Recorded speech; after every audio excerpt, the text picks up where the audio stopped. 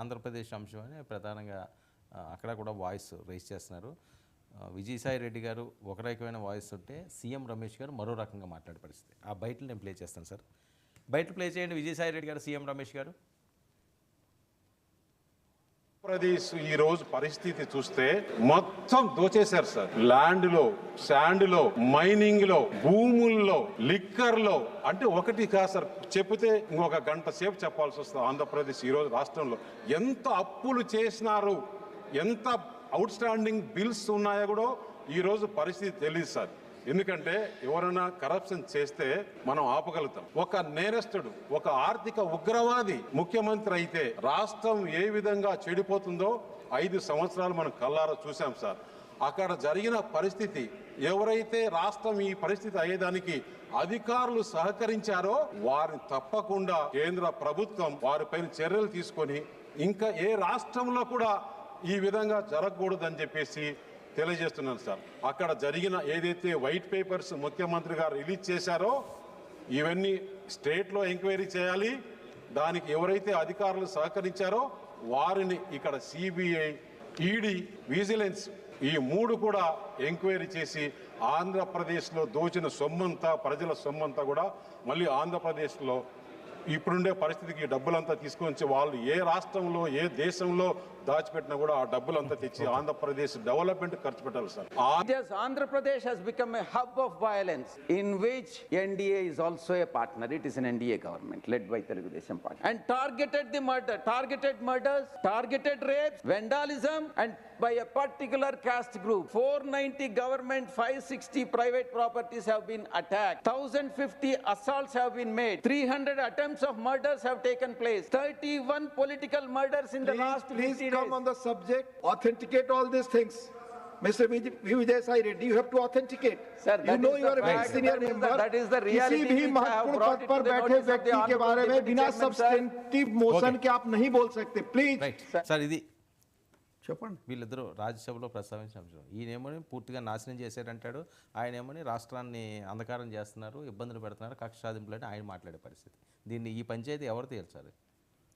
వాళ్ళు పార్లమెంట్ సభ్యులుగా అక్కడ చెప్తున్నారు. చంద్రబాబు నాయుడు లేదా లోక్సభలో శాసనసభలో చెప్పిన శ్వేతపత్రాల్లో ఉన్న విషయాలే కదా ఇవన్నీ కూడా.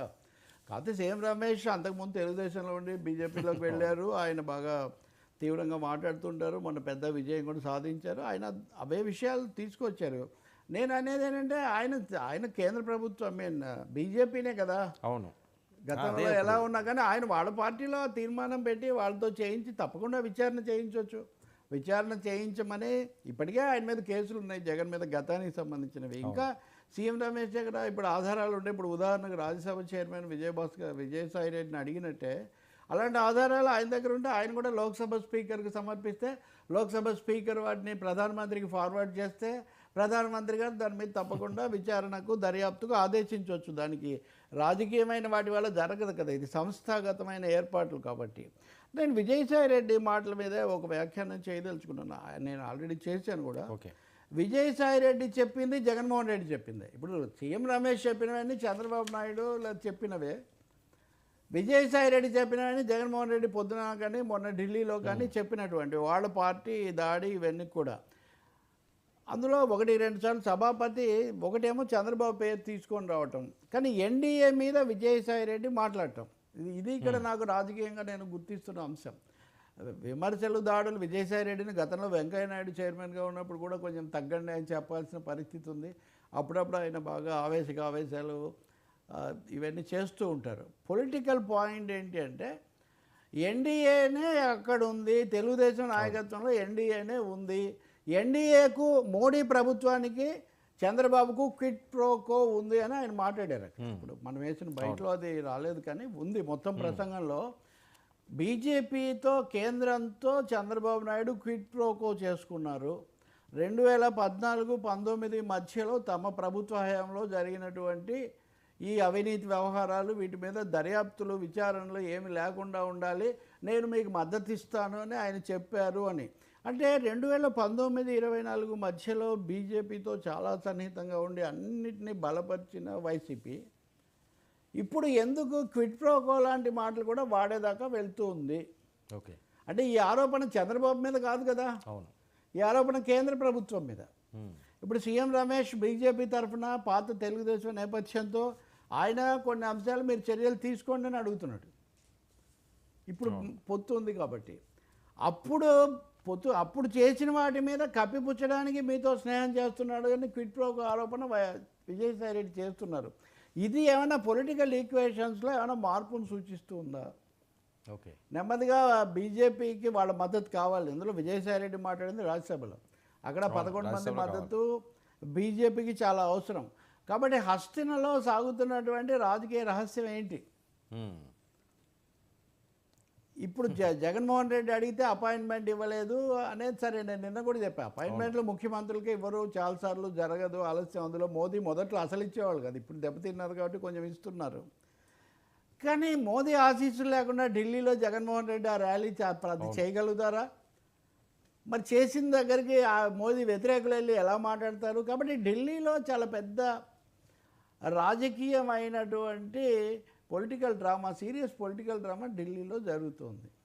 ఇక్కడ రాష్ట్ర ప్రభుత్వం మీద, తెలుగుదేశం ప్రభుత్వం మీద ఒక దాడి అనండి అఫెన్స్ తీసుకుంటున్నటువంటి జగన్ ఢిల్లీలో వేరే శక్తులను కూడా దగ్గర చేసుకోవడానికి ఒక ప్రయత్నం చేస్తున్నారు. ఇది ఏది ఎలా పరిణమిస్తుంది అనేది ఒకటైతే, కేసులు ఇవన్నీ అలాగే నడుస్తుంటాయి కదా. ఇప్పుడు ఉదాహరణకు నిన్ననే వివేకానంద రెడ్డి హత్య కేసులో ఆ పాత డ్రైవర్ దస్తగిరిని సాక్షిగా చేర్చారు. ఉదాహరణకు సిబిఐ విచారణ జరుపుతుంది అక్కడ. ఓకే, ఇప్పుడు ఆయనేమో ఇలా గొడ్డలు కొనుక్కొచ్చాము అట్లా ఇట్లా ఇవన్నీ కూడా చెప్పాడు. అప్రూవర్గా మారాడు కదా. అవును, అప్రూవర్గా మారాడు కాబట్టి సాక్షి నిందితుల జాబితా నుంచి మార్చటం. సో దీని పర్యవసానాలు ఏంటి? లీగల్ ఎక్స్పర్ట్స్, న్యాయ కోవిదులు చెప్పాలి. మరి తను మీడియాలో బహిరంగంగా వచ్చి హత్య ఎలా చేశామో ఏదో చెప్పినటువంటి వ్యక్తి సాక్షిగా మారడం, సాక్షిగా కూడా మారడం వేరు. ఓకే, అప్రూవర్గా అయ్యాడు కాబట్టి అతనికి ఏదో అతని పట్ల లీనియంట్ యాటిట్యూడ్ తీసుకోవడం వేరు, ఎందుకంటే దర్యాప్తుకు సహకరించారు. కానీ సాక్షిగా మారడం అంటే ఇంకా అతని మీద ఆరోపణలు ఉండవా? ఐ థింక్ లీగల్ ఎక్స్పర్ట్స్ దీన్ని చెప్పాల్సి ఉంటుంది. ఇప్పుడు వెంటనే ఆరోపణలు ఏమొస్తాయి? ఇదిగో ఈ క్విట్ ప్రో కోలు ఇలాంటి ఆరోపణలు వస్తాయి.